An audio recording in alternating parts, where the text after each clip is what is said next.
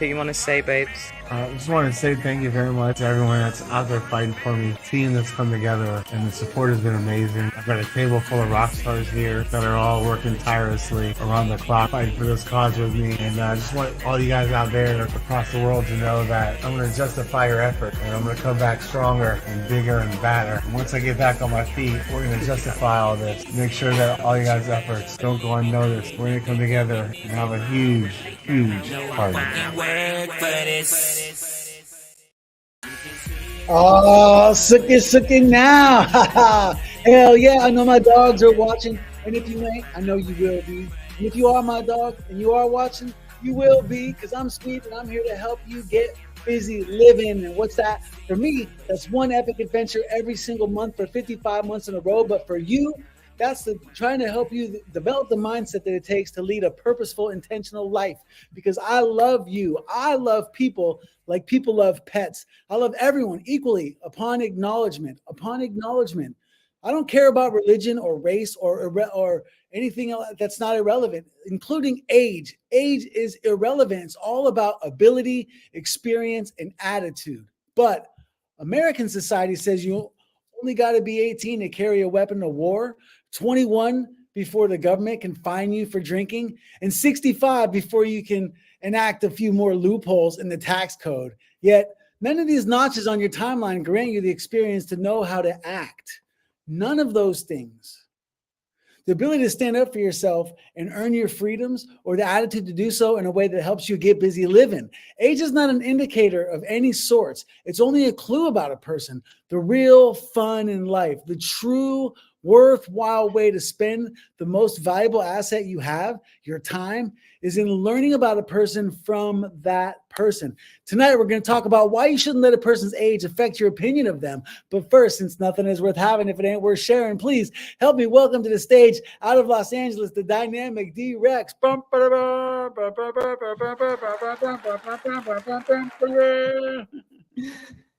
Hello, my old friend, once again. I hope you can hear me okay coming out of Los Angeles here. It seems like every time this podcast goes live, I have a little Wi-Fi scare. So I hope it's okay. And I like to see that there's already people here. Say hello in the comments. We want to see who you are. We want to say hello, see where you're coming from. We have kind of a fun topic tonight that we really want you to chime in on, because everybody knows about what it's like to be every age up until right now. And everybody knows someone older than them. So we're going to be talking about how all of these different ages interact and the prejudices we might have against younger and older, and maybe even how to get past them and form friendships of all ages, which I think is super important. And we'll get into why. Yes. So if you're in the comments, please speak up. Let us know where, if you're in the audience, let us know where you're watching from. And by all means, tune in, because this is a subject that, your opinion, our opinions are all together what make this relevant, because we all have experience, like D-Rex said, with meeting different people. But you're going to find throughout today's show that there are setbacks when you don't mingle outside of your age demographic, and there are advantages when you do. And this all came from, I'm just going to show you. So each week we have a Swedism that comes out of the Life and Year of Swedisms book that inspires what the topic of the show is going to be about. And this week's Swedism was from February 9th, 2017. It says, age under action if life were a fraction. All that really matters is the sum of our satisfaction. Multiplied by 2 and divide by me and you. Subtract the distance and resistance and let joyfulness accrue. And so, D-Rex, it's funny what ChatGPT says about these little Swedisms, but how did this one land on you? Well, I'm actually a big fan of making friends of all ages. And, I especially tend to focus on friendships with older people. And not exactly because of the wisdom they have. I just feel like it puts me in a good place to think about how I want to get older and who I want to be and how I'm going to remain interesting and able to do the things that I want to do. But I tend to ignore making friends with younger people. And that's why I think this is an interesting thought. I don't know why I don't think about actively making friends with young people. Maybe because I already work with children and I feel like I have very young friends, but it's not the same. It's not like I'm making friends with Gen Zers, which is my son's age. And I feel like I see enough of them and I hear enough of them that I know about their thoughts and their way of life, but I don't actively have friends of that age group. Do you? Well, actually, I do.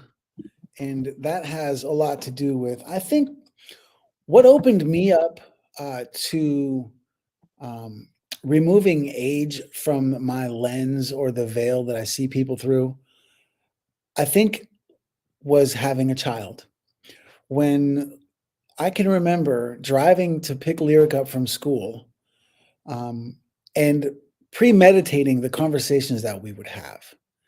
And I can remember some of my favorite memories when I think back in my life, like when I'm just kind of doing my 10 minutes in heaven, and I'm trying to think of things in my past that brought me happiness and projecting them into my future.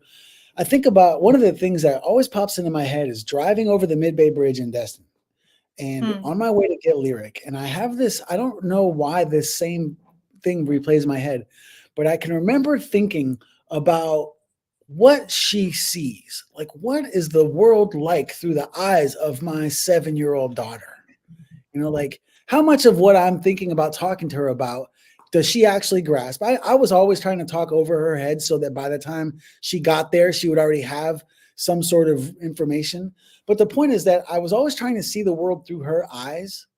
And that went on into her teens, where and even beyond. I mean, even when she lived with me a couple of years ago, and I was hanging out with her and socializing with people her age. And I always just try to think about what they've experienced. Like, what was the world like for them? Like for us, I don't know if you had any kind of wherewithal to know about politics when we were, in elementary school, but the stuff with the war on drugs from Ronald Reagan and, the Cuban Missile Crisis had the world tense.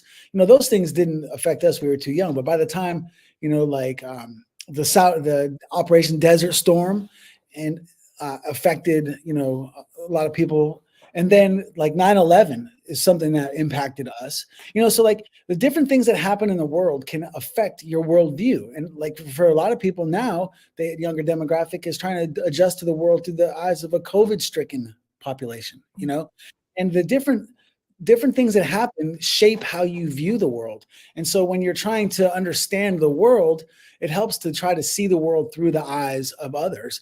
And age for me is whenever I try to see the world through the eyes of others, age is the first change I make in my perspective. I'm like, okay, what would a younger person think about this situation? Or what would an older person think about this situation? And that's, and I think that age has when you meet a person and you learn their age, you don't necessarily know anything about them other than how long they've been alive. But if you think about what's gone on during those years of that person, you at least have an idea of what their experiences are, exposure has been. But this is a question that I thought you might find interesting that I'd like to pose to the audience. And by all means, guys, if you're in the comment section, please let us know your thoughts on this. So, how old would you be if you didn't know how old you are? Do you have an answer for that? I think it's not a question to answer. I think it's the question. It was Satchel Paige. I don't know if you know who that is. It's just he's a pitcher from I think 60s or 70s, very successful Major League Baseball pitcher. 99. That does not surprise me at all. Kelly said 99. No, I just saw you in August. You're chugging around the house pretty well, Kelly. You're far from 99. But anyway, this guy was talking about that quote, how old would you be if you didn't know how old you are, came from a conversation that he had with the press a long time ago. And he was referring to a quote that Mark Twain gets credit for, but I read in my research this week that may be hearsay, but the is it's about mind over matter. age doesn't, or mind over matter. I don't mind, so it don't matter. Or, so it's talking about Mark Twain supposedly referring to someone's age, and having your mind over matter. And Satchel Paige was referring to that and said this: the age really doesn't matter. How old would you be if you didn't know how old you are? It's about, it's designed to get a person to ponder their behavior more than, their age. Like people say, act your age. Well, how that's such an overused expression, because what is your age? And if you didn't know what your age was, how would you act? Me personally, I've been claiming to be 21 since the day I turned 21, and I haven't owned a single year since. And there are times when I feel like I still act like I'm a teenager, for sure. So I don't know how old. If I had to choose an age, and I've always chosen 35, even when I was 7, I wanted to be 35. I wanted to drive. I wanted to have my career. I wanted to be able to choose what I did. And 35 was great. And I still probably would choose 35, I guess. But I really don't have any problem with every age I become. I just kind of see it as its own personal journey. Why would you want to stay one age your whole life? I'm pointing at you, sir. Well, I guess my reason for always doing that is really what this show's about. It's that I don't want to be judged according to how many years I've been alive. I don't want somebody to make assumptions about me based on the number of years I've been alive. So once you're 21, you're officer, I'm old enough to drink. And any year after that is none of your business. And so I chose 21 because that was like, okay, now I'm legal to do everything. So that's all that matters, is now everything's legal. And so I stuck with that, not because I don't want to age, even though I don't, but because I didn't want to be judged by my age. And that's the thing is everybody, whether they want to admit it or not, judges other people's ages. And, I'm friends with a bunch of very open-minded people. But, things, if you're very honest with yourself, you think, okay, if I want to go out and make a friend tonight, do I want that friend to be 75? And, honestly, my first reaction is no. And why? Because we won't have anything in common. Why wouldn't we have anything in common? Maybe we might have the same interests. So I automatically had this judgment, and I am being honest, with that. That is my first thought. And I know that I'm wrong. I know that I'm wrong because I have plenty of much older friends that we do have a lot in common. Actually, we probably have more in common than a lot of people my own age. But my first instinct is to say, well, no, they grew up in a different generation. They're going to have a different thought pattern. They have different experiences. But that's exactly why we should try to be friends with them. We shouldn't be trying to do the same things all the time. We shouldn't be trying to just find people who are exactly alike, Absolutely. And with the advantage to, well, there are stereotypes that come with ages. We assume that people that are younger are going to be immature, and people that are older are going to be square and boring. And, I think that I've been trying to avoid being judged in that case. When I was 21, I had a 3-year-old daughter or 2-year-old daughter, and I was happily married to my wife at the time was still a teenager. When I turned 21, Heather was still 19. And I was trying to break the mold of being immature. And the older I get, the less I want to not be assumed to be boring. You know what I mean? And you know what? I mean, I was just thinking about, I was telling my friend the other day because she was saying all of her friends are younger than her and it was making her feel old. And I mean, that's that's just an honest thing that she was saying. It's not there for us to judge or anything, but it's making her feel old to have all younger friends because she felt like she was ahead in this whole aging thing and she didn't like it. And everybody looked better than her and she didn't like it. And I said, well, why don't you get some older friends? And she was like, I don't want them to be fuddy-duddies, which I think is kind of a funny word anyhow. But fuddy-duddy? she doesn't want them to be like boring duds.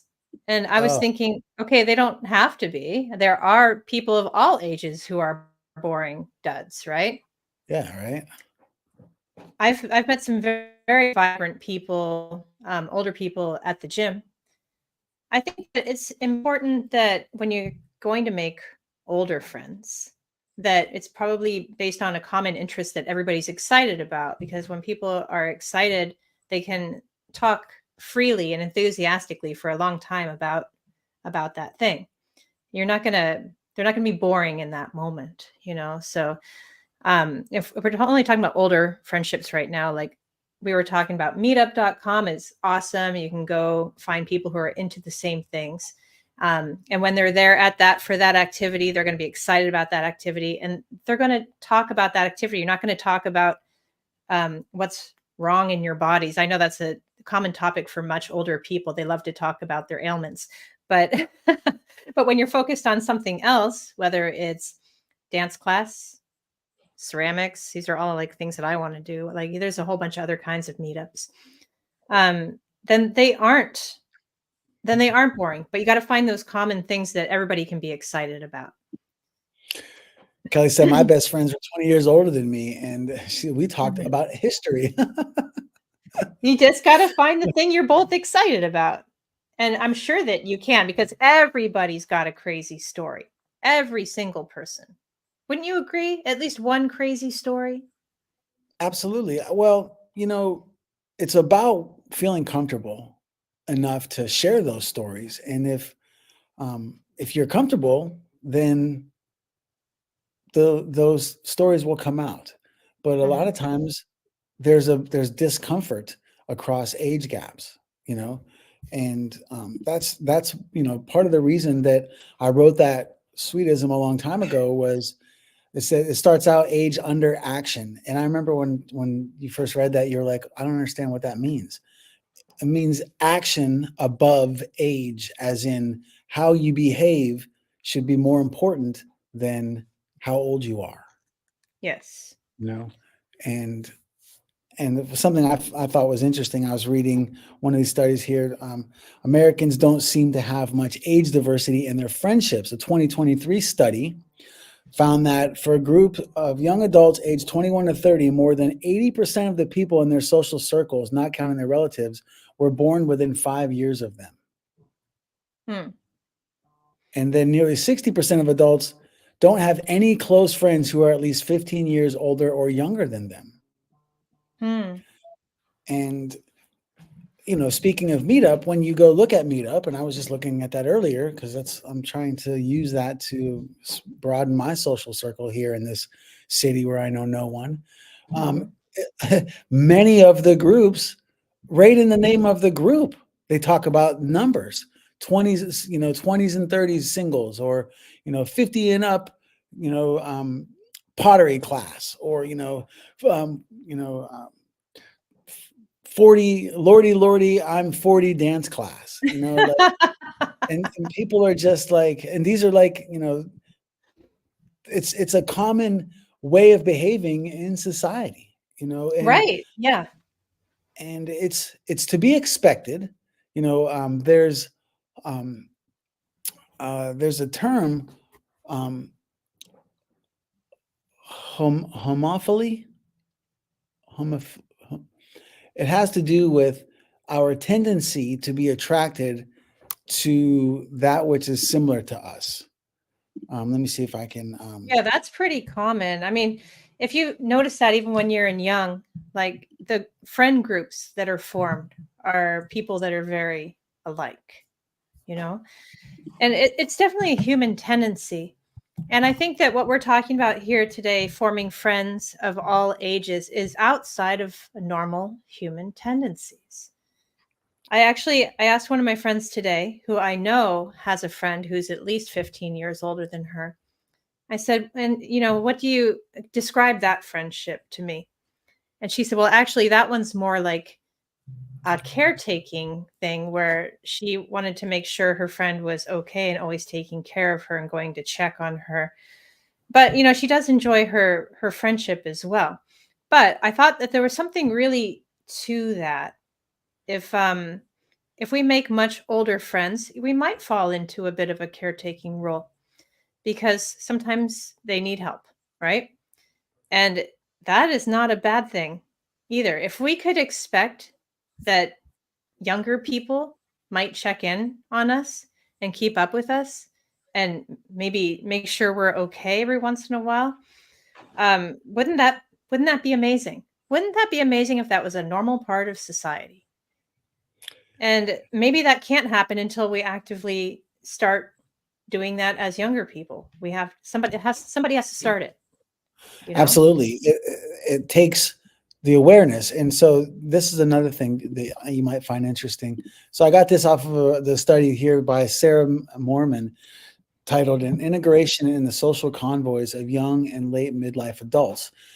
And it says a broad conclusion in the literature is that egos who have diverse convoys have the best outcomes. Diversity, also sometimes called complexity or multidimensionality, can refer to a large overall number of alters, referring to alter egos, just different people that are different than you, mixture of kin and non-alters, number of distinct relationship types represented in the convoy, and number of types of social engagement in which the ego participates. So basically, all forms of diversity maximize access to advice, skills, or material resources that egos do not have. Whereas a small or homophilous convoy primarily duplicates resources that egos already possess. Wow, what is that saying? What it's Well, saying that's is what that, I want to know. Break that down for us, because I think I followed, and I'm going to be honest, 50% of it. So I would like you to break that down for us. what I liked about this was how complex the language was. But it's Okay. basically, it starts out by saying a broad conclusion in the literature is that egos or people, ego being a personality, it's a way of taking all of the categorical demographics away. It doesn't matter if you're tall or small, black or white, young or old, egos are personalities who have diverse convoys, meaning, people that surrounds them, have the best outcomes. And then it ends by saying, all forms of diversity maximize access to advice, skills, or material resources. So this was about age, but it's generalized, saying that the bigger the variety of people you surround yourself with, the larger variety of advice you'll get, which is obvious for obvious reasons. The more the variety of advice you're going to get, the more perspectives that you get, the broader your horizons, the more knowledgeable you're going to become. And then skills, obviously, the more types of people you're around, the more skill sets you're going to be exposed to, or material resources. And this is especially prevalent with young people hanging out with older people. Young people, can you remember being 15 years old and having to walk everywhere? And then the first one of your friends that turned 16 and got a car, all of a sudden the friends all had a ride. And so when you socialize with people that are a little bit older than you, you can gain access to the things that more time on this earth comes with, like more time to accumulate wealth or get more resources. And then it says egos that do not have, or whereas a small or homophilous, that word homophilous convoy, primarily duplicate resources. So it's like, if you're hanging around the same people all the time, you're going to get the same perspectives, you're going to get the same attitudes, you're going to get the same resources, same skills. So this is essentially just saying that there are advantages, clear advantages in this, in the, the studies show there are clear advantages to broadening, the horizons or the demographics that you hang out with. And me personally, you asked me about it.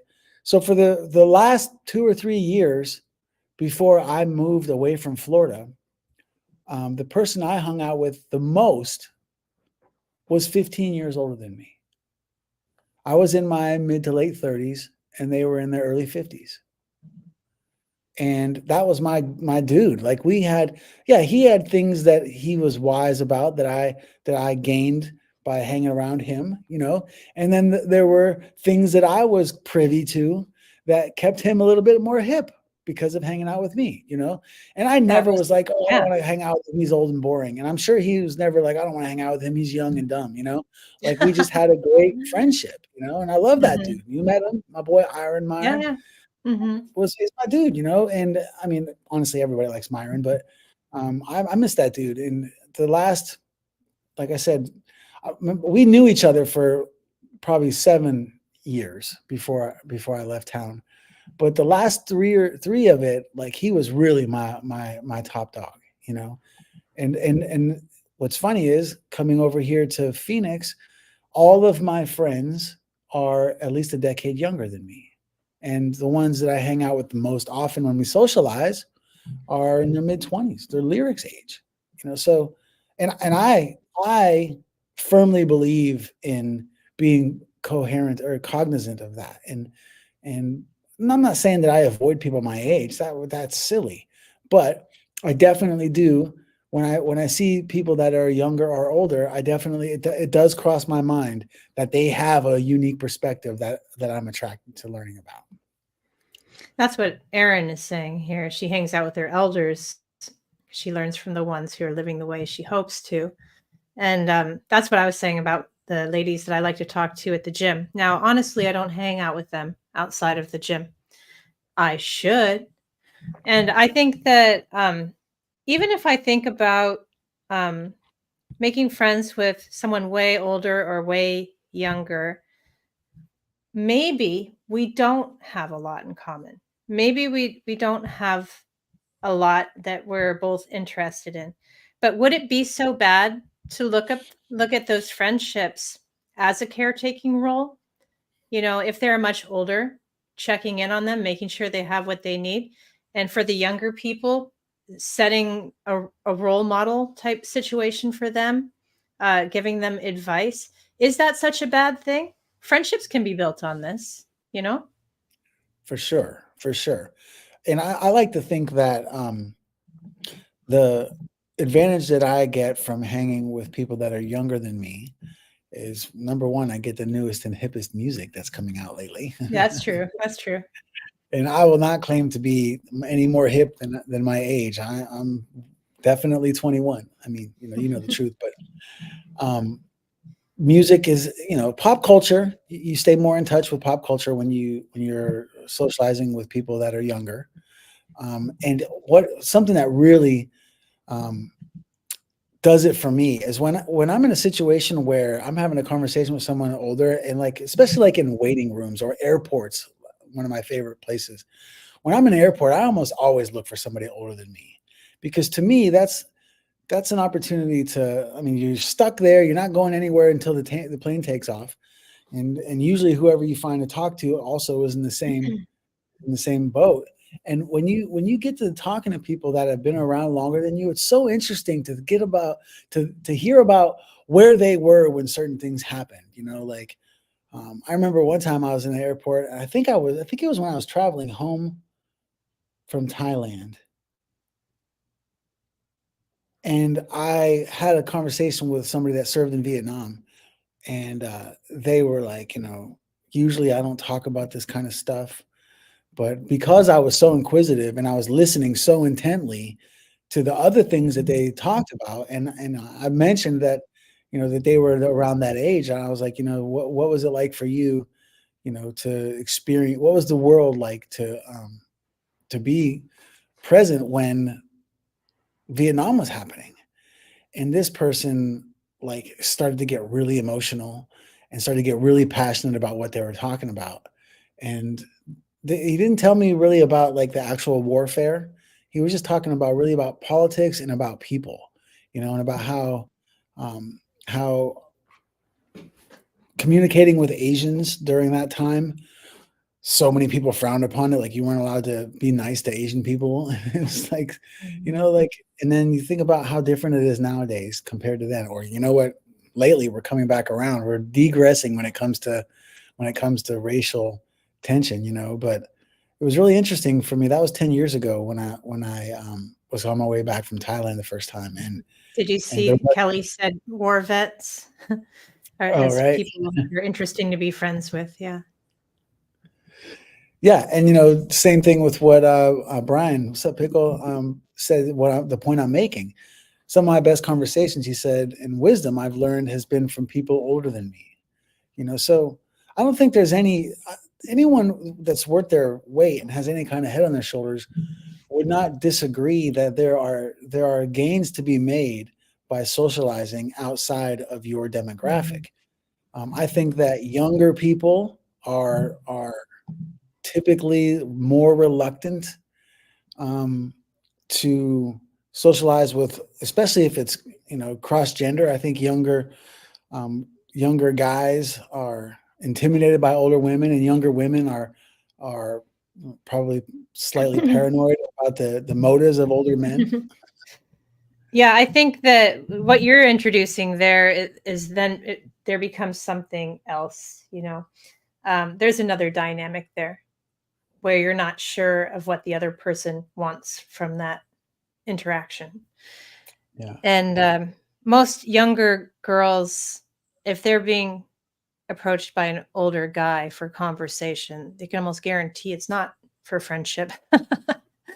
So I think that, if we want to talk about it in terms of dating intergenerationally, that actually, if you want my honest opinion, I think it rarely works. I think dating intergenerationally rarely works. I think that type of relationship does require similar ideals and experiences for that kind of connection. I once dated someone much older than me when I was younger, and we did not have much in common at all. We enjoyed each other's company and we made each other laugh. It wasn't enough. I always felt like his jokes were slightly dad jokes, and I'm sure that could happen at any age. but felt like it was from a different time. From like I didn't feel what he was feeling about life. And I mean, if somebody else,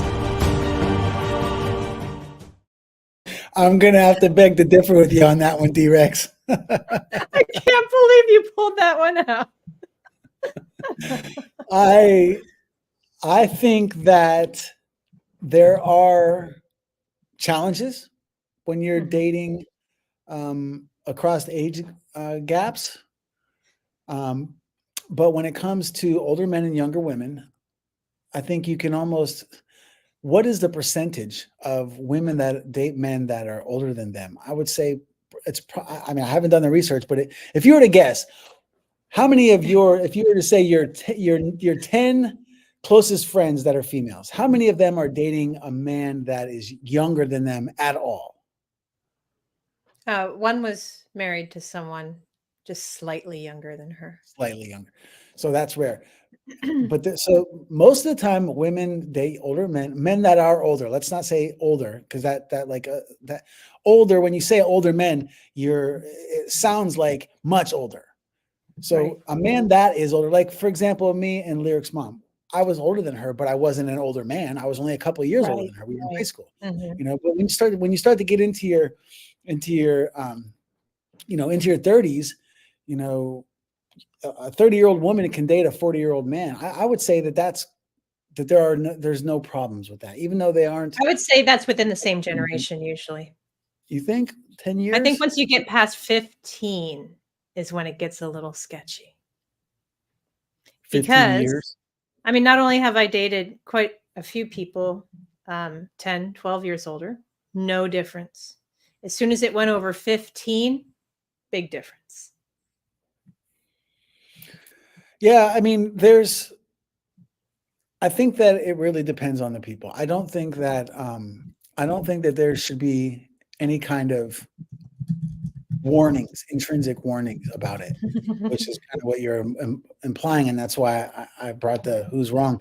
Because like, for example, jokingly, I used to tell Lyric, no matter what, you're not allowed to date anyone under 30. I don't care how old you are.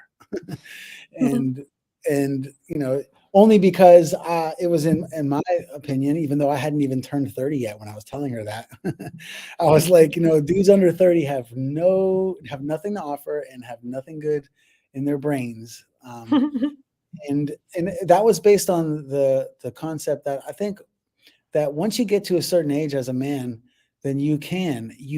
I'm not saying that you always do. This is individual, but you can start to develop more virtuous motives, and start to have a more wholesome opinion as to what things matter, and a priority list that isn't just about what can I get out of this person, and you can start to prioritize the quality of someone's character rather than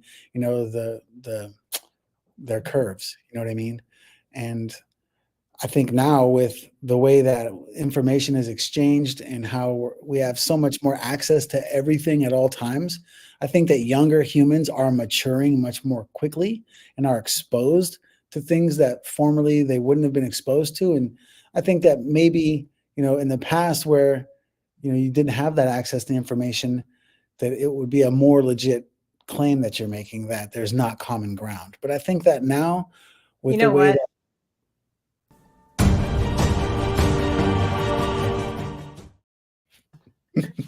I do not believe young people are maturing faster these days. I think it's the same as it ever was. They just have more information, but they do not mature faster. That's what I think. Well, I guess maybe that's what I meant, is that they're more aware of more worldly things. There doesn't it seem kind of pointless to say whether or not a movie is R-rated now, because there used to be that if I was under 18, it would be hard. There were barriers between me and seeing an R-rated movie. I would have to have HBO, but nowadays you can be 7 years old and you've got R and X and triple X right on your iPad. Just having the information doesn't make you more mature, though. I mean, there's been research that the brains don't mature until after 25, Well, what do you mean by, what do you consider to be mature? I guess mature in decision making, things like that. There's all sorts of studies about brain maturity, and I guess it stops growing is what brain maturity is. And that's why you read all those studies about how you shouldn't take all sorts of chemicals into your body while your brain is still growing. And they found out it was up to 25. That's a long time. And that's usually young people put those chemicals in their body. That's when they do it. And Erin says, physiologically, brains are, I think she meant male brains are still developing until 30. I think I did read that recently. And let's say hi to Boogie real quick. What's up, Boogie? And Brian does believe that dad jokes are epic. Maybe I should have stayed in that one for all the dad jokes. I know, right? No. Well, so along the lines of the maturity concept, the ability to make decisions and to be aware of why a decision is the correct decision, a lot of times experience is the only way to develop, that skill. So you're right. Just because younger children or the younger generation is exposed to more information doesn't mean that they're actually better able to make better decisions. But I think that it does, in some ways, make them better prepared. It might not, it's not a catch-all, but I believe that it can, equip them to be able to handle situations that, like, people that are 15 now are knowing a lot more about everything around the world, and even, cross-culturally, compared to what a 15-year-old growing up in Erie, Pennsylvania back in 1991 was exposed to, Yeah. I think there are some changes there. But going back to the idea of dating across generations, and you think that it doesn't work. And I mean, I can't say that I'm living proof that it does work, although I've dated half my age and twice my age. And I'm Oh, not that's saying interesting. I haven't been in long-term committed relationships, but since I've been in my 40s, I have in my late 30s, I have, well, maybe not late 30s, but and since I've been in my 40s, I've dated girls in their early 20s, and when I was in my 20s, I had my share of experiences with women that were in their 40s and up.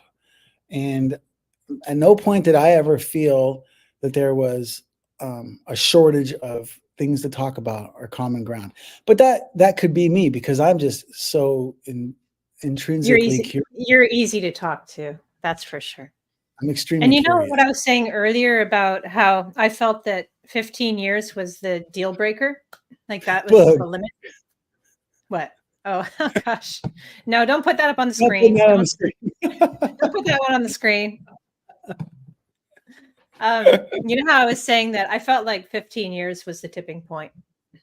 And then I looked up like how long is a generation? Generations typically 15 to 20 years.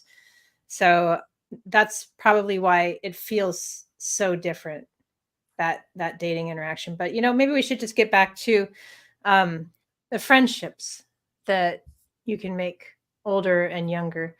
And let's just consider those to be with women, with men, other men, older and younger.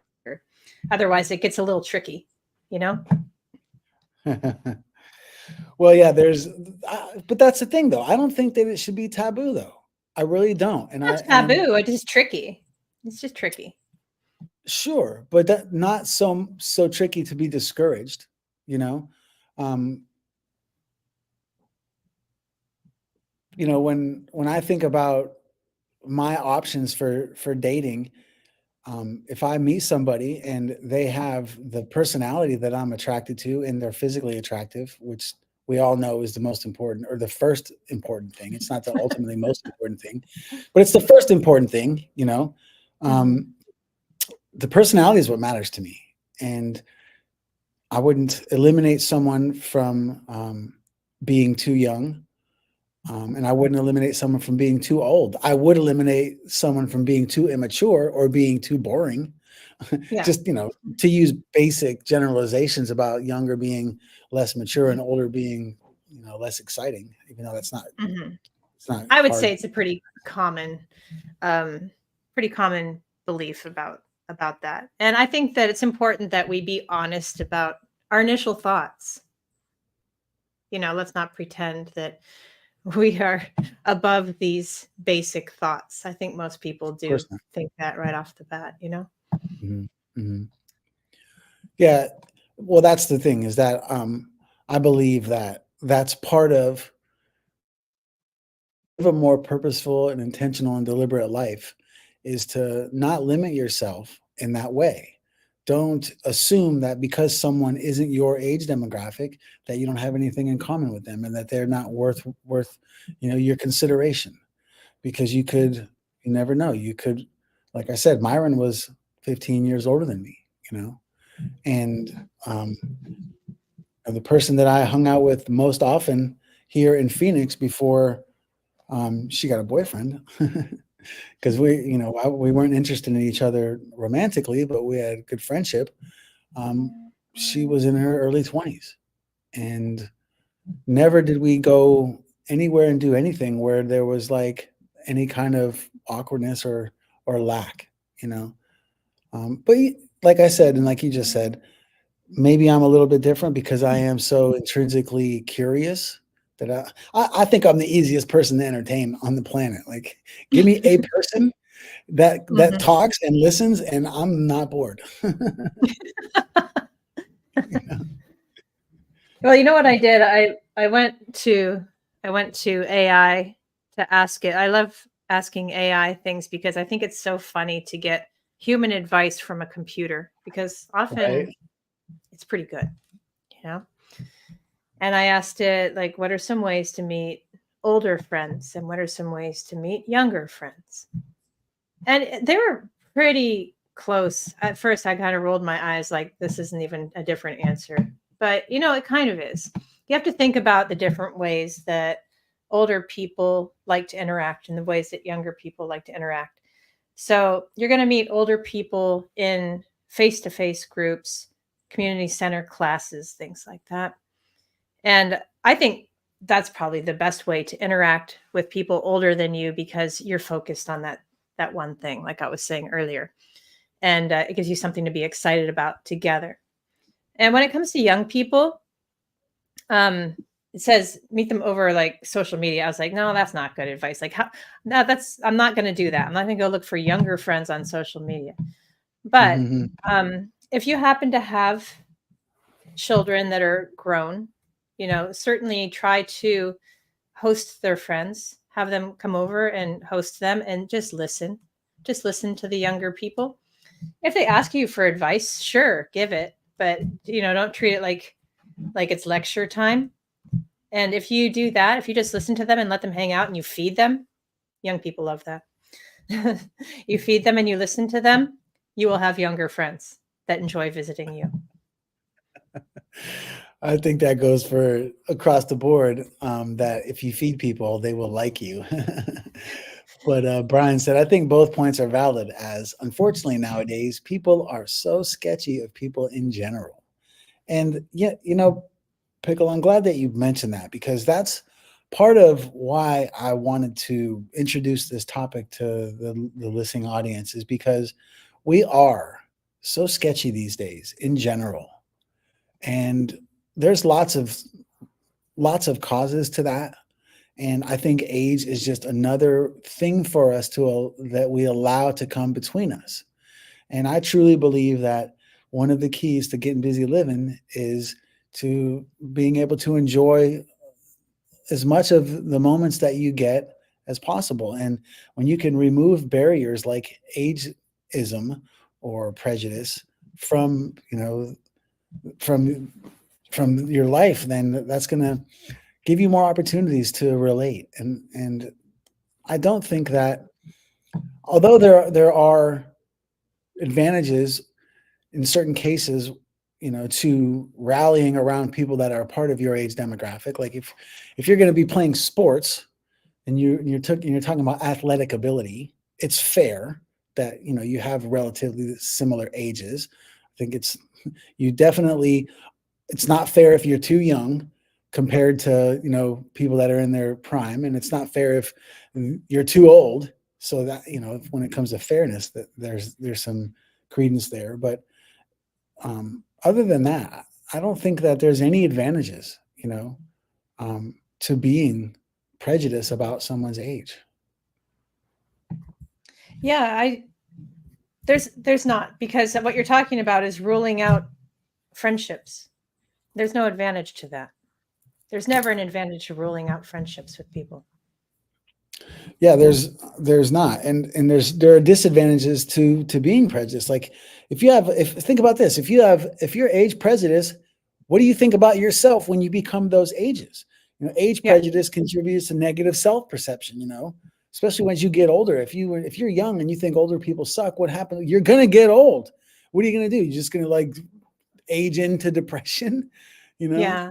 And that's actually something I was thinking about, is that when you are thinking about having older friends, you want to, when you're interacting with that person, just be the older person that you want to be when interacting with them. It's kind of like a practice, and so that you can kind of get on the same level.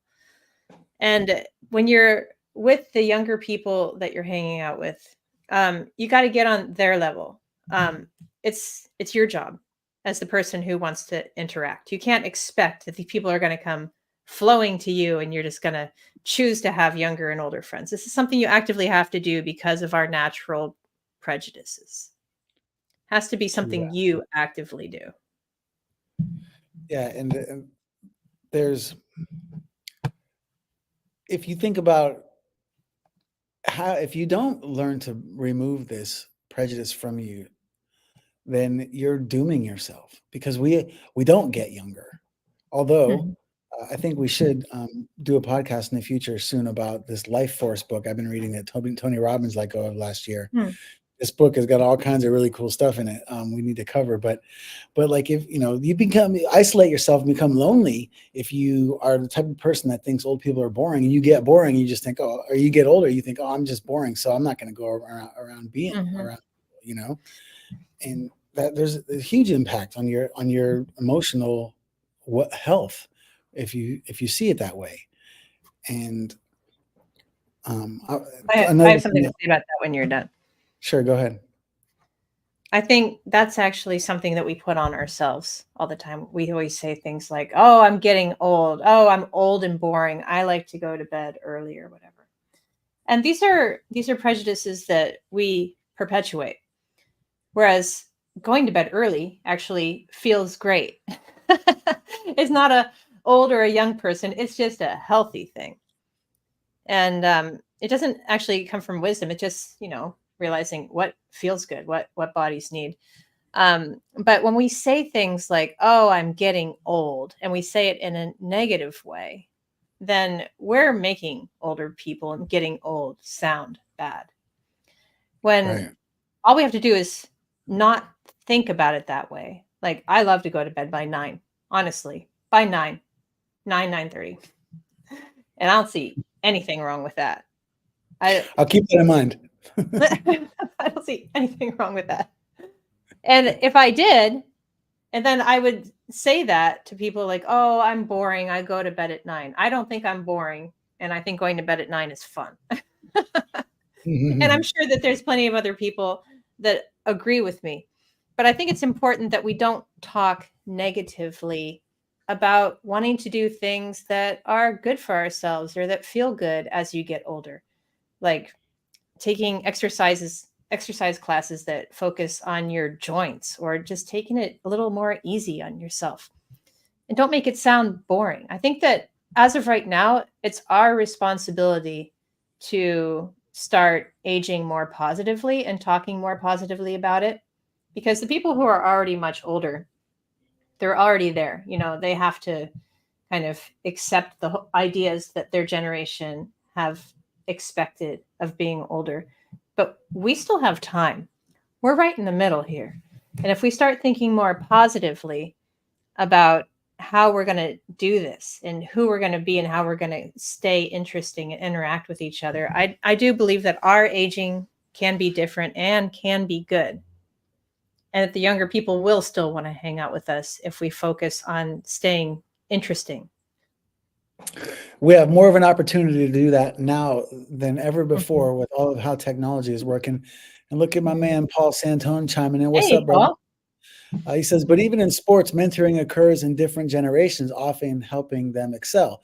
So to the point about, where it's helpful in sports and athletics, that's about one of the only times where I can find that, that being closed-minded or keeping your convoy together in the same age is advantageous. But even then, Paul brings up a good point that isn't even always the case, that there are instances where even in athletics, having people of different age demographics is helpful. But, in all fairness, usually you're talking about coaching when you're talking about people of a completely different generation in age. And I guess that just goes back to proving the point that there are advantages to socializing outside of your demographic, whether it's in an environment where you can learn and from coaching, or in a work environment where you learn from experience, or even just in social environment when you learn how to say when.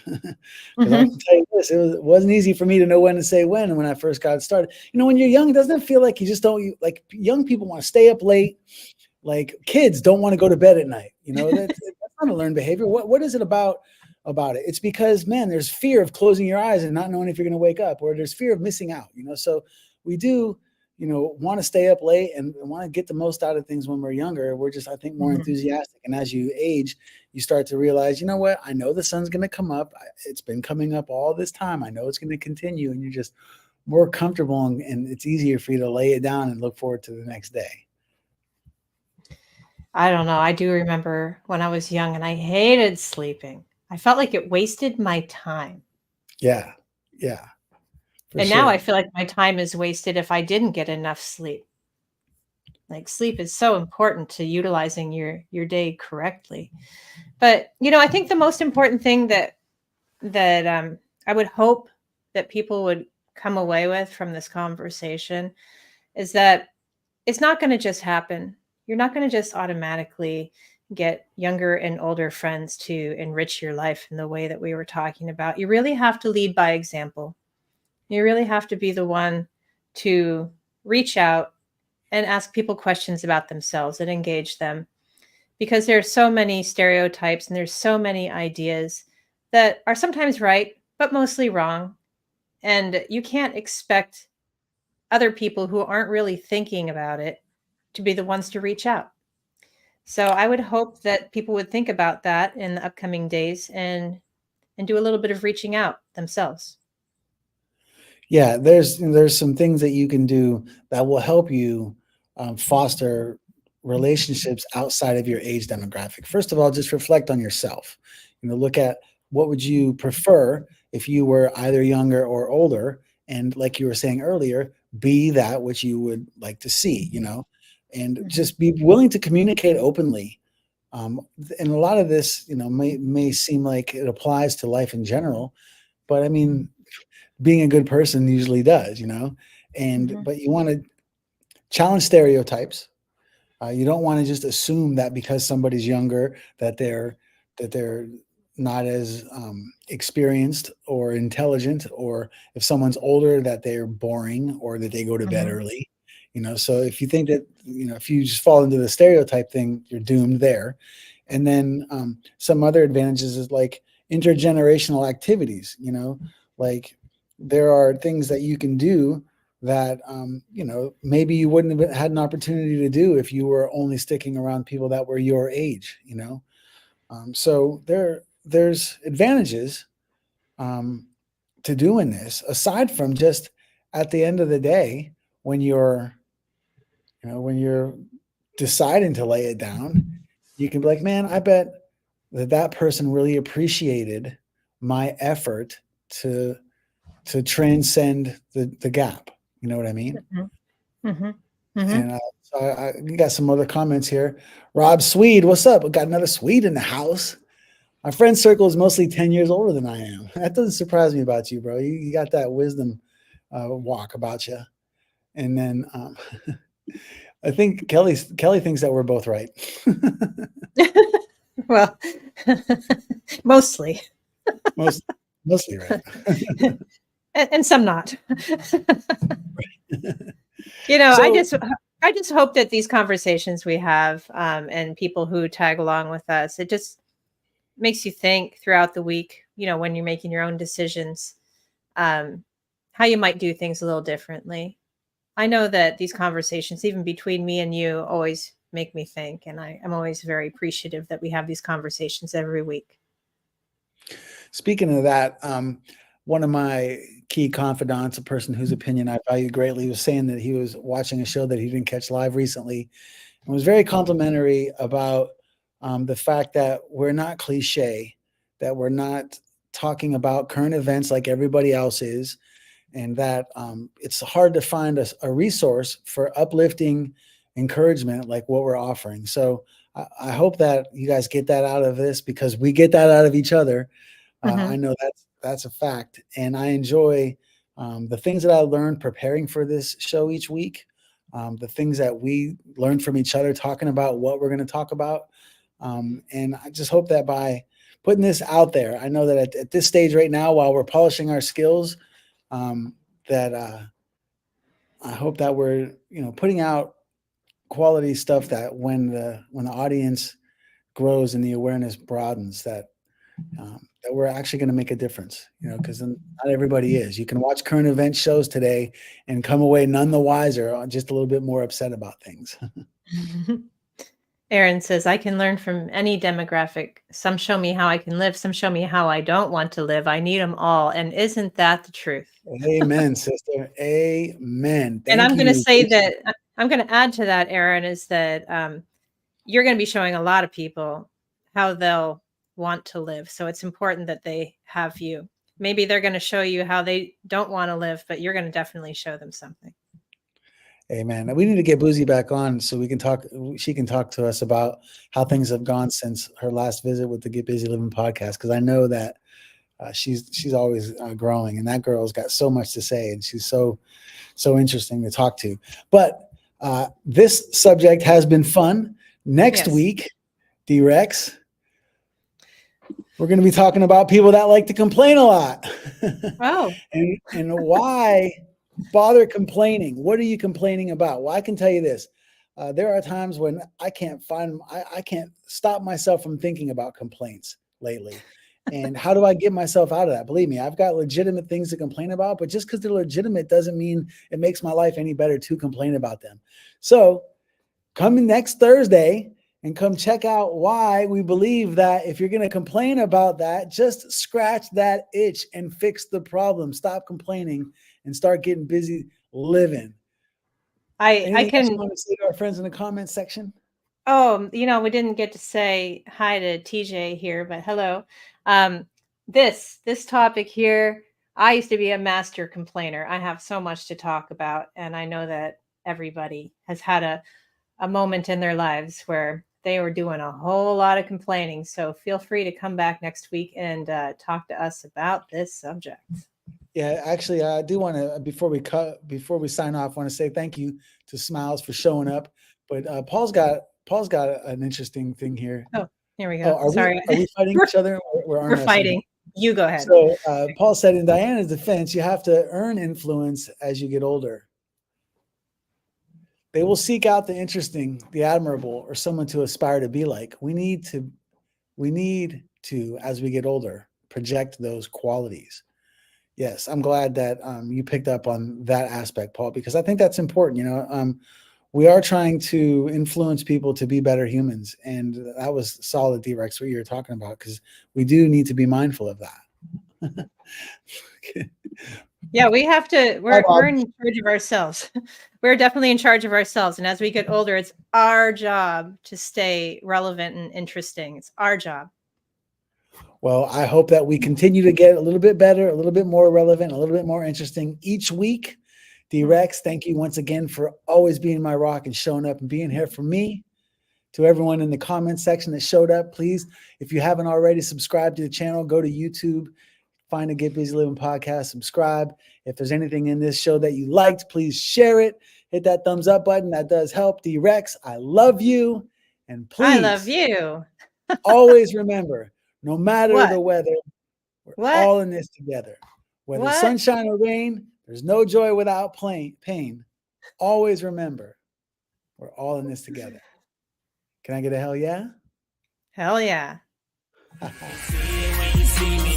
you gotta believe me, ain't nothing coming